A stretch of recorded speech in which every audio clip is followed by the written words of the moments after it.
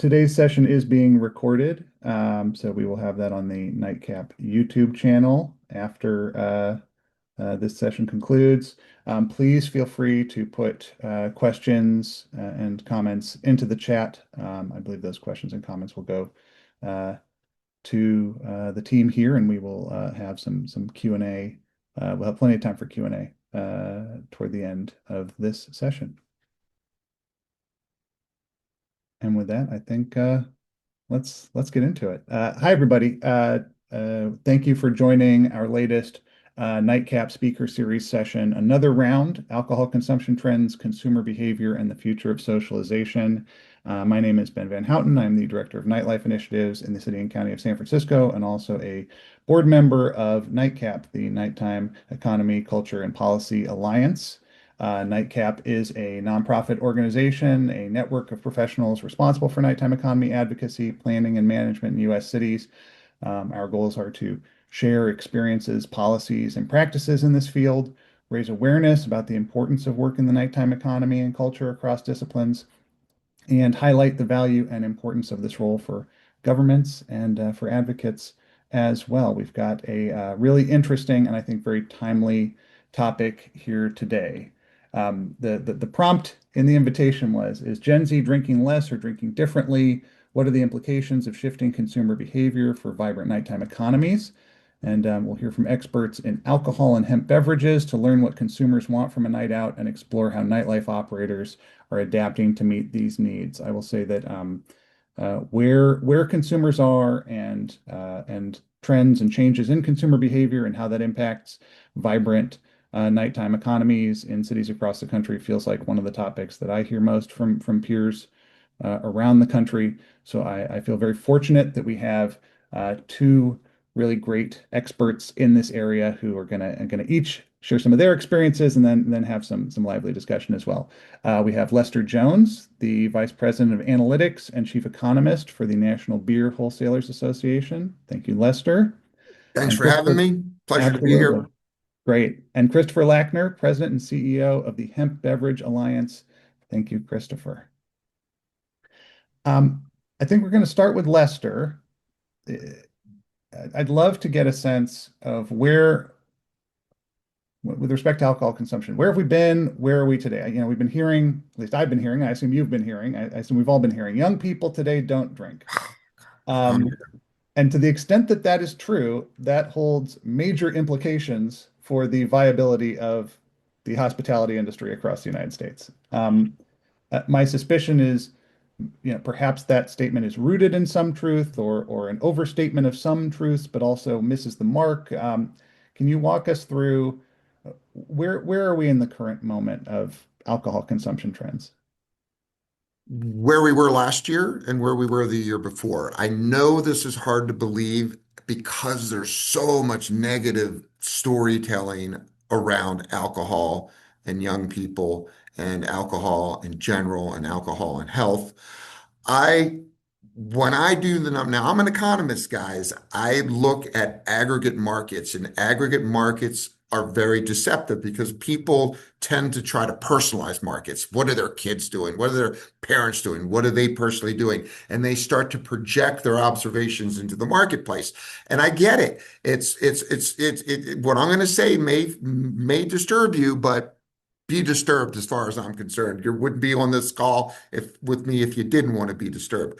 But for me, I've looked at alcohol across many different markets, and what I see year over year between 23, 24, 25, I'm pushing away COVID. We were all stuck at home. There was copious amounts of alcohol in the supply chain once things got rolling, and there was so much alcohol out there. And things were very distorting. But I'm looking at everything in the post-COVID world. I'm looking at a marketplace that is actually very consistent, reliable, and predictable. I know individual operators, individual markets have very different experiences right now. But the reality is that the American consumer has proven itself to be a consistent, reliable consumer of alcohol beverages in the aggregate. Are old people drinking more? Hell yes. They have the income, they have the ways, they have the time to do it, they have the money to do it, they have the wealth to do it. Are younger people drinking less? Well, probably because they're struggling in different ways than older people are.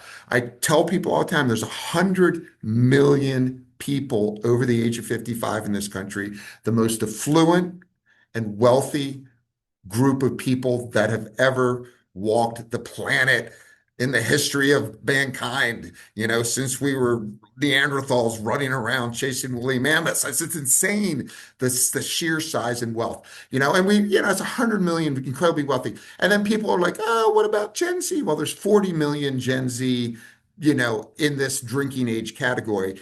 And yeah, they're struggling. They're trying to get through college. They're trying to start homes. They're trying to, yeah. So yeah, are they in a different environment? I'm sure. So as a nightclub operator or a bar operator or a nighttime economy person, you're certainly looking at the current younger group of people and you're like, man, this is really, really.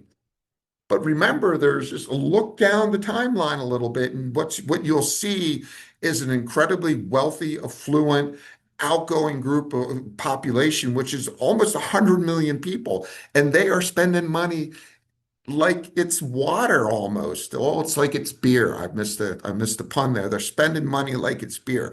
So for me, I think that's incredibly important. And I know they're away from home. When I look at the travel statistics, when I look at TSA numbers, when I look at the spending away from home, these numbers are at record highs. And when I look at business formations, for me, one of the things I work with beer distributors. Beer distributors deliver beer. And in the last 12 months, 90% of new beer establishments have been on premise, have been bars, restaurants, concessionaires, hotels. I mean, these things wouldn't be happening unless there is a significant demand to create those business formations. So I'm incredibly optimistic. I see consistent consumption. I see, a very large demographic group that has the means and the capabilities to enjoy themselves away from home. And if it has in a nighttime setting, maybe they're going to bed at 10 o'clock. I like to go to bed even earlier at my age, but still, maybe we want to shift the day part a little of the day back to account for those older consumers who are participating in the evening economy, not so much the nighttime economy. But yeah, at the same time, don't discount Gen Z.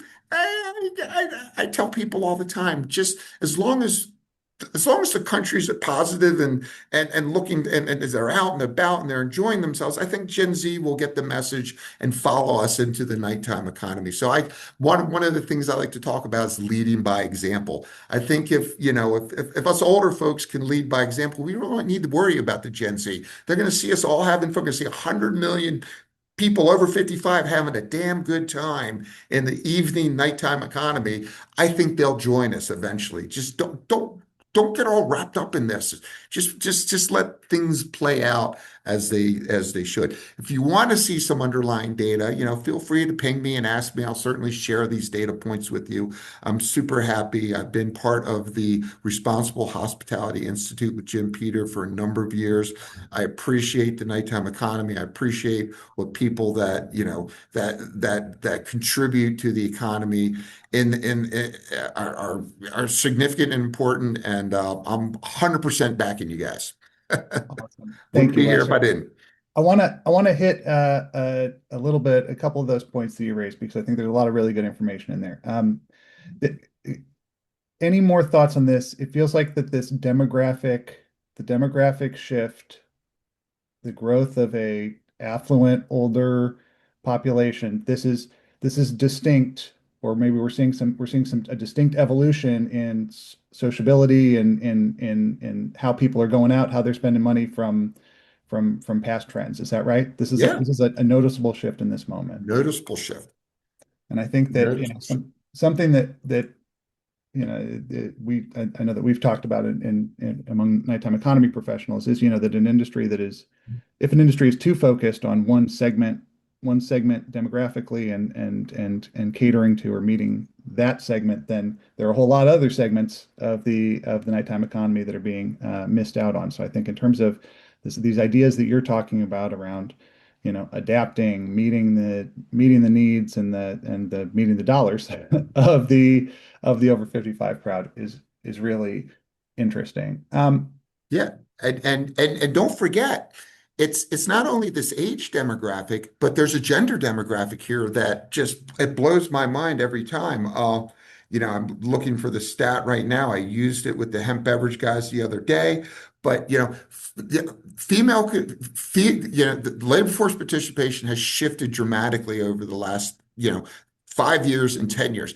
It is predominantly the winners in this current labor force have been female workers. If you look at female labor force participation versus male, which has been going up, and you look at female I'm sorry, female labor force participation has been rising faster than male labor force participation. It becomes a power of the purse, a power of the wallet discussion. In the last 5 years, we've seen way more women participating in the labor force than men. And once again, females and males and females, you know, engage with the nighttime economy in very different ways, in different venues, in different places. They drink differently, and that becomes a dynamic as well. So not only do you have the age demographics, the age demographics influence our marketplace as well. You also have the gender demographics changing, slowly changing as we go, and that's a really important dynamic for everyone to got to get their heads wrapped around when they're engaging in this evening, I'll call it evening economy, these evening nighttime economies. Yeah, that's really interesting. I Yeah. think that part of the part of the resilience, part of the innovation of folks in hospitality is the need to constantly adapt, constantly adjust as preferences change, as demographics change in areas. And I think that we've provided a lot of really interesting insights for folks to be chewing on. You mentioned the Hemp Beverage Alliance, so I want to bring in Christopher to this conversation and hear a Mhm. little bit. That we were talking just before the call that there are even more recent. It feels like that this is an area that's constantly changing, but I guess just foundationally, for people who are not familiar with hemp beverages, THC beverages, could you just provide just the very, very basics, what these Yeah, products are, yeah, absolutely. and what's been their growth in the United States? Yeah. Yeah, fundamentally, and in its simplest form, a hemp beverage is a non-alcoholic drink that has a small infusion of hemp-derived THC. The THC that you derive from hemp is essentially, well, not even just essentially, it's exactly the same as the THC that is derived from marijuana because it's essentially the same plant. Hemp and marijuana are different only from a policy perspective. That's everything else.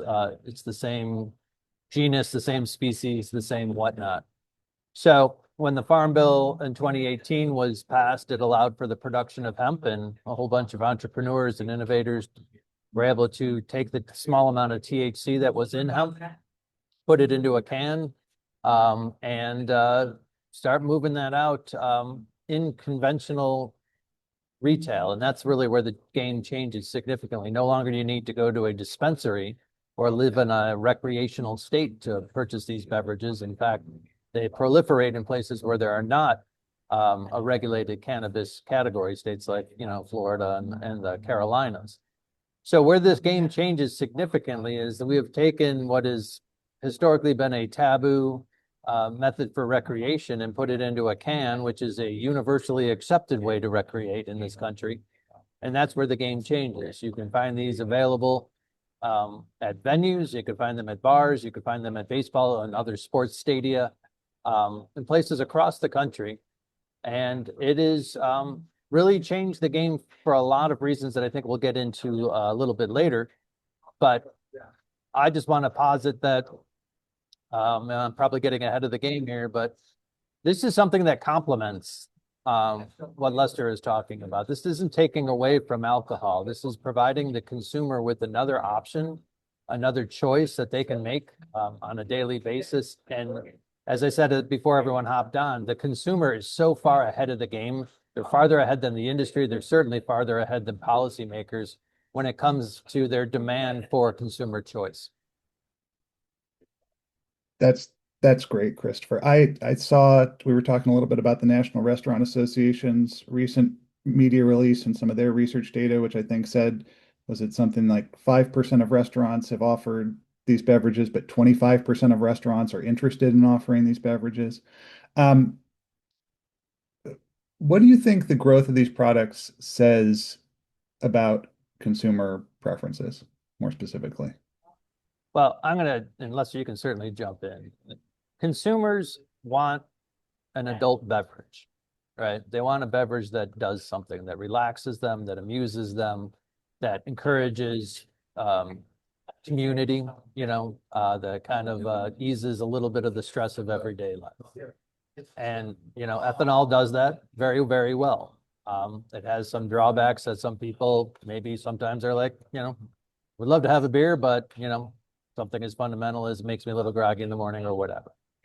Um, this provides an alternative for someone who, for whatever reason, wants to have an adult beverage experience, but doesn't want to do it via ethanol. And so that could be a complete lifestyle change where they're no longer drinking alcohol. But what we have found is that is rarely the case.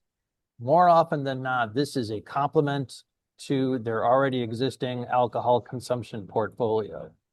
And so when they are going into a Total Wine to buy a hemp beverage 4-pack, they're also coming out with a bottle of Pinot Grigio. They're also coming out with a 6-pack of beer. They're also coming out with something else.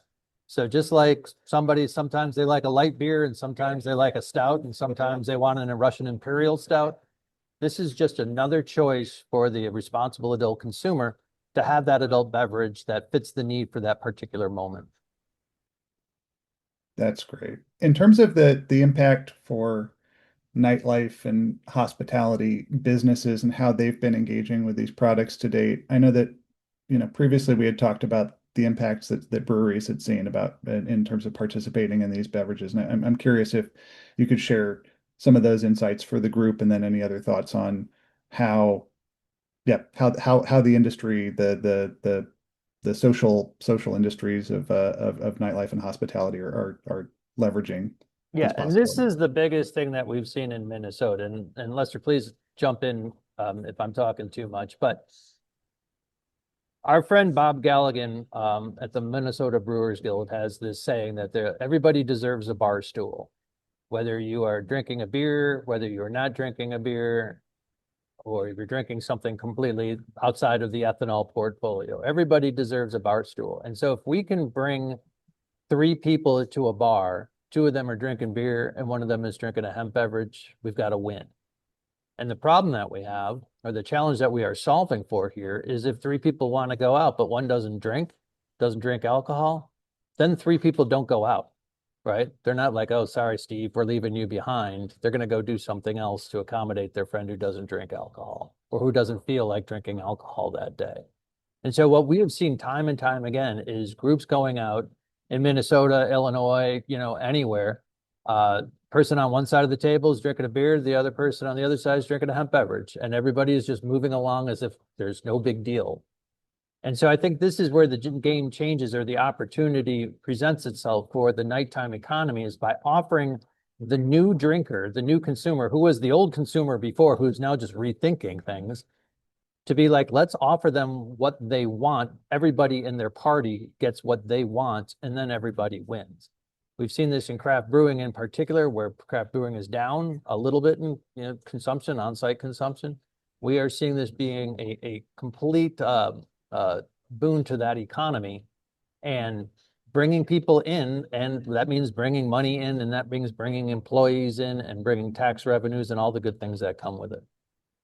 Yeah, I mean, it's for me, once again, I'm going to approach this as an economist and as from a market perspective. And for hemp beverages, it was kind of a perfect storm for them. We as an alcohol beverage industry became became very flush with alcohol. There was a lot of alcohol. You've read about the bourbon glut. We know that a lot of craft brewers, we got up to well over 10,000 craft brewers. There was and for me, alcohol consumption has always been predictable and measured. It's always it has it doesn't go up and down the way people think it does. And when we came out of COVID, we had the hemp beverages kind of grew out of it in the last 3 or 4 years, right along with it. But it also came out of a point when there was a lot of people making a lot of alcohol, and there just wasn't enough demand to satisfy that supply to get that supply out of the market. And at the same time, hemp beverages served for a lot of people who are currently packaging liquid into cans as an outlet, as a place to go. And we saw that, I think, with the Minnesota Brewers. A lot of those Minnesota Brewers hopped on that hemp beverage bandwagon very quickly and are participating in it. But at the same time, it's a little bit of a perfect storm. And it's not, I mean, marijuana, THC, and alcohol and ethanol have existed side by side for thousands of years. I mean, like, I go back to Neanderthal, man. I'm sure he was busy stirring up, whatever fruit was fermenting in the coconut, and he was picking the plants. I mean, this is not a novelty, guys. Don't people look at this as a novelty and as a game changer? And I'm like, no, these things have existed. They're presenting themselves differently in the marketplace. So, yeah, and that's where we have to get our heads wrapped around this. And for beer distributors who want to participate in this market, we have, I think about, I don't remember the exact stat. I think about 1 out of 3 beer distributors are currently participating in selling into retail hemp beverages. And yes, it's geographic. It's not Colorado so much as it is. It's not Colorado, California, Pacific Northwest, where legalization of really led the way. It's kind of in the south, in the southeast part of the country where regular cannabis is still illegal, and this hemp loophole allowed these markets to evolve. So it goes back to the importance of what we talked about in the beginning is, for the love of God, would someone please just define the market, regulate the market, make it a viable, marketplace for everyone who wants to participate. And then, once again, we have this in the alcohol beverages. We have Utah, which is incredibly restrictive when it comes to the sale, distribution, and retail of alcohol beverages. And that's just what they chose coming out of, prohibition in 1930s, right? And we have other places like Colorado and California that have very much more liberal alcohol policies. But once again, we leave it to the states and the state, the constituents of the state, the legislatures, to figure out what works best for them. And that's what I think everyone's hoping for to come out of this federal world is that, okay, here's a model for alcohol. You guys dump it down on the states. You guys figure it out and do what is best for what your constituencies, your residents want from this new evolved market. But That's a you know, great, yeah. the debate once again goes back to, you know, you know, how did we ingest the products? And for years we smoked it, we smoked it, or we did whatever combustible techniques were out there. I'm sure everyone had their time baking cookies and brownies and whatnot. It was all fun and good and games and such. But things are different now, and we have to figure out how to get the regulated market working with the capitalist side of the market, and where people are investing capital and trying to build businesses. So just to jump in there quickly, and then I'm going to throw it back to you, Christopher. That just to underscore it, in a state like Minnesota, you can go into a brewery and you can purchase a THC seltzer that brewery has made, and you can purchase a beer that brewery has made. Then you can go into a bar and you can purchase a bottled THC beverage, and you can purchase a alcoholic beverage. And you, Christopher, please jump in when I'm starting to go astray. I'm curious if you could speak to the just at a high level, how many states are active in this right now? And then I want to get into some of these regulatory challenges and the legal landscape that seems perpetually shifting that Lester had alluded to. And because it really does feel like, as opposed to alcohol, which has been, that we're continuing to figure out alcohol laws, and there continues to be reform in alcohol laws, but there's been a long time since the end of prohibition. Right. But it feels like you all So I guess We're right at the beginning. yeah, where are the states right now, and then what's on the in the works or just challenges right now? Yeah. Yeah, so depending on who you talk to, there's between 26 and 28 states that have a regulatory framework for hemp beverages. And when I say depending on who you talk to, because some are very restrictive to the point where it doesn't make sense to sell them, or the milligram levels are so low that no consumer would want to buy them. But let's just say over half of the states have some kind of regulatory framework to allow for this category in some capacity. That doesn't necessarily mean on premise, but you can purchase them in some capacity in some place at some point in time in about over half of the states.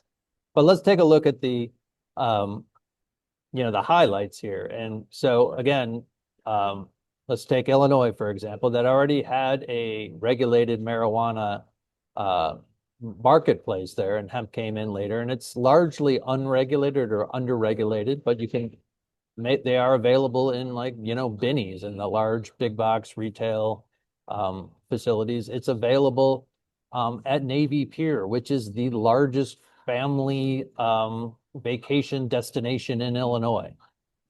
They're available at the United Center for shows. So if Taylor Swift goes and plays a concert after her wedding in Illinois, theoretically, if you can get in, you could enjoy a hemp beverage and watch Taylor Swift. In Minnesota, what I think is interesting, and we talk about, well, you can see them in a venue, you can see them, you can have these on menus at upscale restaurants. And I think that is the thing. Like the restaurants that are around the Capitol building have these available. They are not just for the risque or the underground nightclubs or whatever. This is a category that has been fully embraced because of the firm regulations that came out early and came out clearly. And I always talk about this, your state, you're in California, where the governor did a press conference denouncing our category a couple of years ago. Meanwhile, in Minnesota that same year or a year before, the mayor of Minneapolis declared June 28th Hemp Beverage Day in the city. And he basically kicked off our 2-day conference and expo in that city. So when it is regulated, when it is properly merchandised and run through 3-tier and all the other breakers that create success, not only is it a thriving category, but it's a no big deal category simultaneously.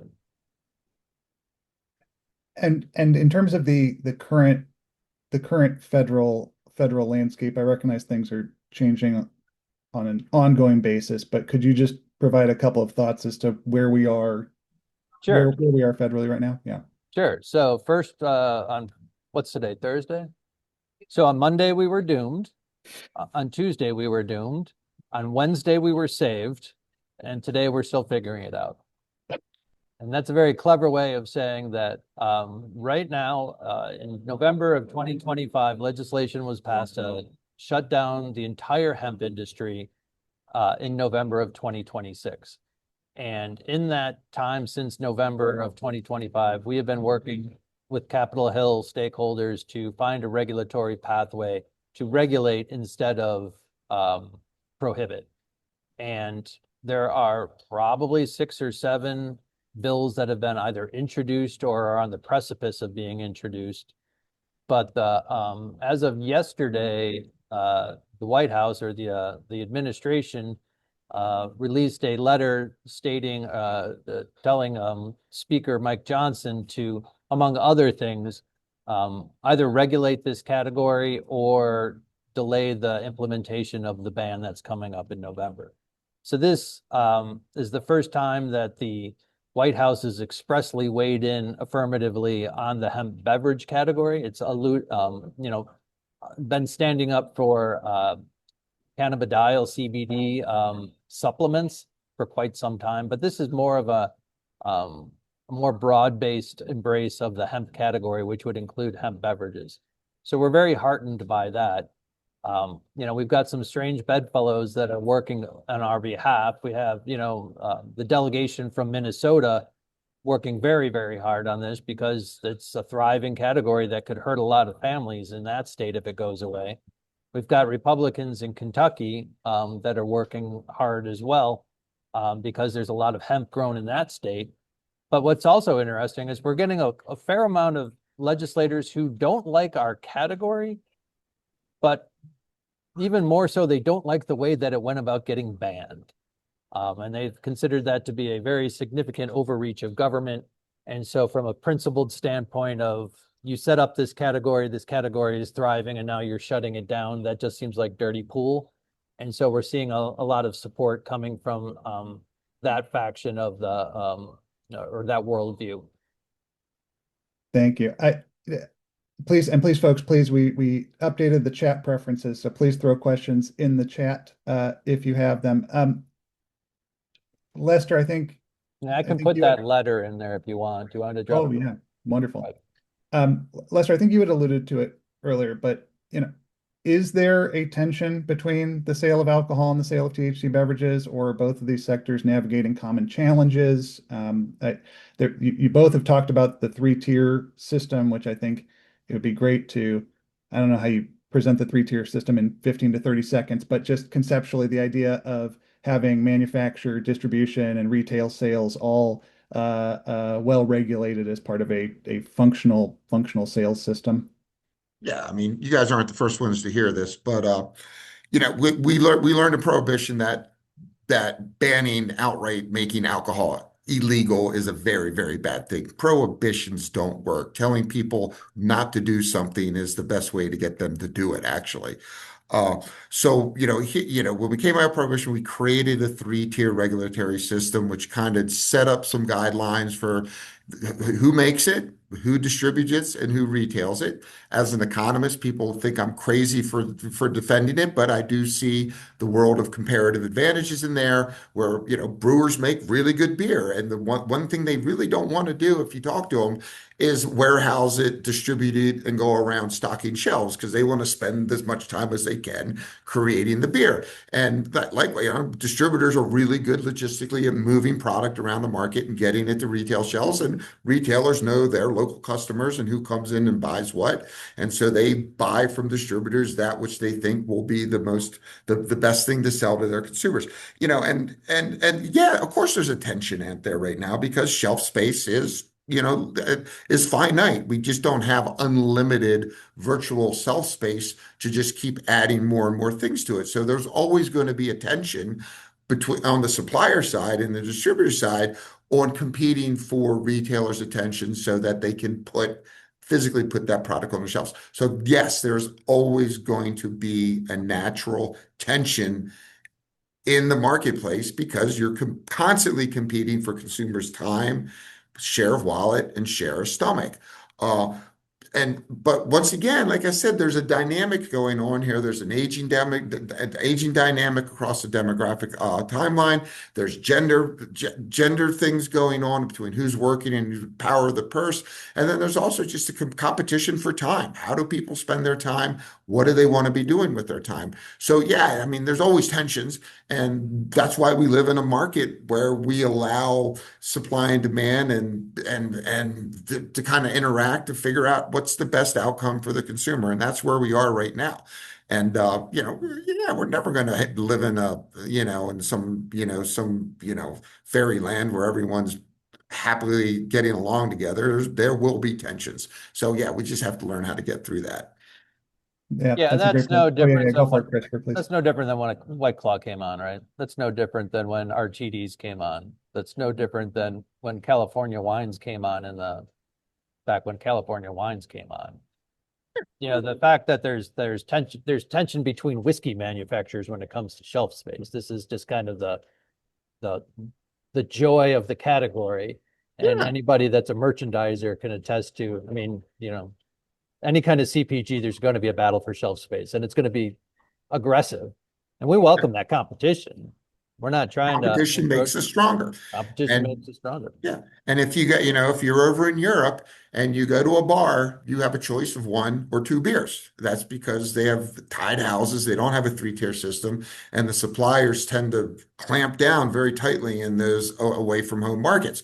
And that works for them. But what we have in the United States is, a very broad market full of lots of choices and lots of options for consumers to choose from because we have this three-tier system which allows us to kind of grow our retail space in a much more competitive way than you'll see anywhere else in any country. You go to any country in the world and you will not see as a diverse, well-developed choice of adult beverages presented to the consumer. It's just not going to happen. I think it's really interesting. I mean, it does feel like a common thread in the journey of alcohol sales and hemp beverage sales is that consumer demand is outpacing government innovation, and government needs to respond and adapt. And I know that was the case when the prepackaged cocktail, like every alcohol innovation has needed government to adapt to where consumer preferences are. And I do think, part of why we wanted to do this session is that nighttime economy management is in part about engaging with local hospitality industries and understanding, where the needs are of the sector, and how those businesses, those operators in this industry is experiencing what consumers want and hearing what consumers want, and the ability to, I think, effectively channel and advocate for responsible and thoughtful adaptation, because laws need to adapt as preferences change. Okay, I see we've got a bunch of questions in the chat, which is great. I just want to put a point on one thing, which I don't think that either of you has suggested that the desired outcome here is an irresponsible level of consumption. And I think it would be great to just put a quick point on how do we balance the need for the sales of these products with the importance of facilitating responsible consumption. If we could just spend just to acknowledge the importance of responsible consumption. Yeah. Yeah, and that we're all in the same world, and so I think it goes without saying, but let's just say it out loud. We are firmly believe that this category is a 21 plus category.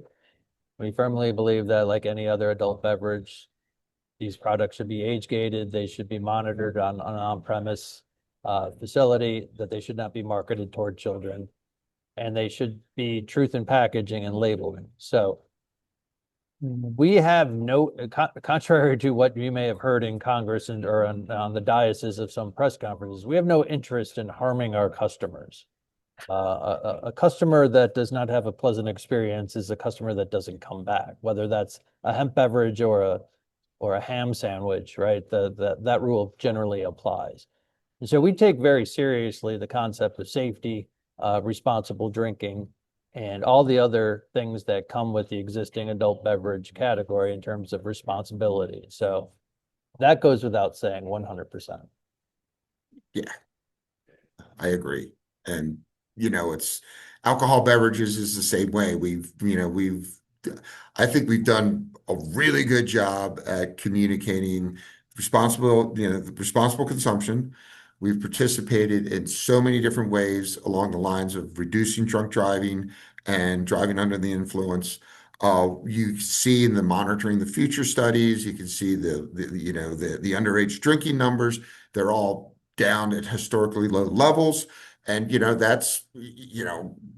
industry has been part of that. I mean, we've helped promote that message, and I agree. You promote moderate consumption so that your consumers are happy and having fun, and they come back again. Excellent. Yeah. I'm gonna pivot to questions from the chat, and please, folks, keep them coming. Questions on age demographics in alcohol consumption. Are they similar in the cannabis beverage industry, or are there any other demographic differences between folks consuming alcohol and consuming the hemp beverages? And then also any changes in alcohol preference given age gaps. So are there noticeable trends? I guess the demographic question first. I'm going to throw it to Christopher, and then Lester, in terms of different alcohol preferences. Yeah, so the short answer is a hemp beverage is a very inefficient way to get high. They cost more, your cost dollar per milligram ratio for a hemp beverage is pretty significant. These are designed for sessionability and leisure. And so it does appeal to a person that's got a little more pocket money than perhaps a Gen Z person. That having been said, we do know that folks are up and down the demographic categories are consuming these. But what we have been hearing from our members is that sweet spot is really that 35 to 45 to 50-year-old woman is really where they're seeing the most activity. What do Excellent. you think? Yeah, let's Now use your facts to refute what my theories are. Well, so yeah, so hemp beverages are relatively new, so I don't really know the details of the hemp beverage specific hemp beverage user. I do look to various studies that look across the age and gender, spectrum about who uses beer, wine, spirits, seltzers, cannabis. I even seen data that suggests I can look at data that talk about how people consume both marijuana and beer and spirits and beer and spirits and cannabis and wine and spirits. And, yeah, there's huge demographic differences across gender and who drinks and what types of alcohol they prefer and how they use cannabis. And there's definitely a large spectrum of how consumers engage with alcohol. I mean, if you want, I'll throw up a slide. I don't know how we're doing on time. You yeah, want? yeah, go for it. Yeah. Let me show you this slide because I've used this slide for many years in my in my talks. And let me see if I can get it to share. Let me put it up there. You guys, oops, Yep, there we go. oh no, I gotta go back. I gotta go back. Guys, close your eyes if this makes you dizzy. So I use a service called Scarborough, which is a household survey. As you can see down at the bottom, there's about 200,000 households. So this is not just random, 1,000 person survey monkey stuff. This is like serious quantitative research that digs deep into household consumption. 200,000 people in this panel survey. And what I have here is just a little stoplight chart. You see yellow, red, and green, and low index numbers are the age demographic group that doesn't report consumption at the same level that they represent in the population. So it's just a population-based index. And as you can see, ciders and seltzers and RTDs are very much younger, uh,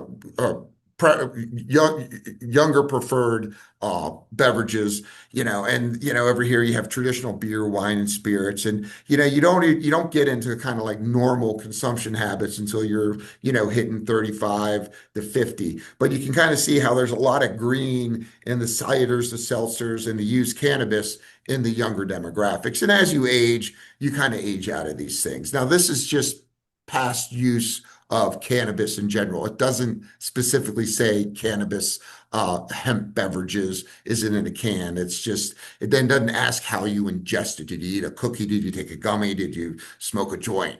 But it does give you the idea that, yeah, cannabis use is definitely a younger person's game, and it does kind of fade away as you get older. And so do some of these innovation things like cider and seltzer, and things are a lot more stable when you're back. As you're older, you fall into traditional beer, wine, and spirit consumption. And part of that, once again, it's okay. I mean, what the younger generation has they don't necessarily want what the older generation. There's all these dynamics going on. But for me, there definitely is a demographic play as there is a gender play as well. When I dissect this data into the genders, there's definitely a lot of gender preferences. I mean, women prefer wine, men prefer beer. Cider tends to be a really nice equal, kind of gender neutral alcoholic beverage. So yeah, there's lots of it. And even when you get into these beer and weed, people that report having consumed beer and weed in the past 30 days, people who reported consuming spirits and weed in the past 30 days, there's gender differences as well, and there's income differences, all kinds of differences. So yes, for me, there's a very dynamic marketplace out there across, like I said, the age spectrum and the gender spectrum as well. So Excellent. Thank you for sharing that, Lester. yeah. I I want to go to another question in the chat. We've been talking a lot about alcohol and cannabis trends, but I'm curious for both of you, what trends are you seeing in nightlife that don't revolve around alcohol or hemp-based beverages. The comment says, I've noticed more coffee shops staying open late, kava bars, alcohol-free cocktail bars. Help us understand these trends. And I think really, well, I hesitate to ask my own second part of this question, but I'll just throw it out there. I mean, when we talk about the future of socialization, what are some other ways that people are socializing that you're seeing, that you're interested in, that you think, yeah, I'll leave it at that. Well, I'll just jump in for a quick minute. We are seeing more and more interest in non-intoxicating functional beverages, whether that's, and you can define non-intoxicating however you want. Again, we start getting into a weird world here about definitions and semantics. But whether it's kava or kana or L-theanine or any of these other functional ingredients that can be found in beverages, there is a genuine interest in them. I don't know how that gets penetrated. I don't know how big it's going to get. So put it this way, I know that there are dozens and dozens of non-alcoholic bottle shops out there. And I know that there are several places that are non-alcoholic, whether it's a coffee shop or a club or whatever.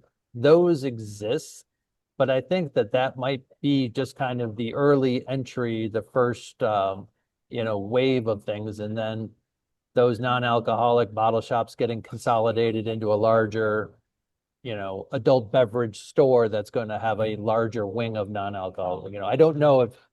I just don't know if a non-alcoholic bottle shop in its current format remains as it is, or if it gets, melded into a larger program. Similarly with those we've had coffee shops before we had bars, I would imagine, or close to it. So what we are seeing, though, is the expansion of the portfolio is much more important than the unique thing for the non-alcoholic nightclub excludes the guy who wants a drink, right? And the alcoholic nightclub that doesn't have any NA or functional beverages or hemp beverages in it excludes the person who doesn't want to drink alcohol. And I would argue, and the facts may not bear this out, but it's when those get melded together in a more efficient way that you're going to see more success for the category, or for all the categories, and for nightlife as a whole. You guys ready? I'm Go hitting for it. Go share for it, again. Is that I'm hitting wrong? share again. All right. By the way, I just talked like that gibberish just to give him time to get his slide queued up. Well done. It's good working as a team here. So yeah, that was a great question. Whoever asked it. For me, this was probably the most overlooked statistic in 2025 and into 2026, at least in the hospitality world. I look at the U.S. Census retail sales, food services, and drinking places. So the blue line is what we call food and beverages expenditures at home. The red line is food and beverage expenditures away from home. And as you don't need to be a rocket science to see that blue line was consistently above the red line all the way up through COVID, that means the American consumer spent more money purchasing food and beverages for at-home consumption than they did away from home consumption. And along came COVID, and you can see the red line fell because a lot of places were closed, but it came back with a vengeance. And the American population, their desire to just to feed their hunger and their thirst away from home has, is crazy. We spent $1 trillion in 2025 eating and drinking away from home. And that is just an incredible statistic to me that we just don't spend enough time thinking about. And as you can see, I kind of expected, that this would be the revenge spending and that people were only going to do it temporarily and then it would come back down. And even through April of 2026, we're on the path to spend $1.2 trillion eating and drinking away from home. And yes, that includes DoorDash and Uber Eats. So yes, that's buying from an on-premise establishment and bringing it into your home. But the point is that, how the American population feeds themselves and quenches their thirst is radically different in the post-COVID world. And I think for the nighttime economy, where people are thirsty and hungry, this is an important way to think about. Don't think about the consumers are just not coming to you. They're looking to they're just not doing what they did in the pre-COVID world. And now you're going to tell them, you're also going to say, oops, you're also going to say, let me see if I can make this move. You're also going to say inflation is growing a lot faster away from home, and this is absolutely true. If you look at this table, this chart right here, you'll see that food and beverages at home and away from home tracked each other very closely all the way up through like 2014 and 15, but they did start to diverge as the affluence and the older economy, the affluent economy really started to push demand, caused inflation to grow faster for away from home expenditures. So what I do is I take those expenditure numbers and I adjust them for inflation and for population growth.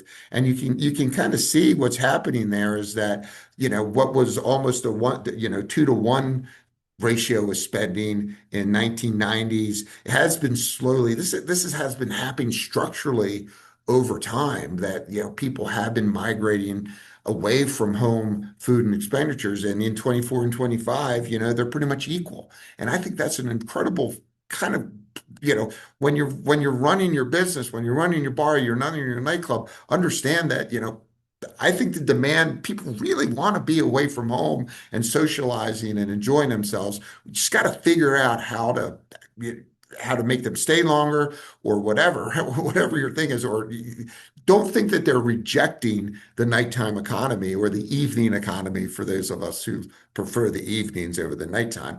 But my point is that I think we want to be in this space, and our spending habits actually validate what I'm saying.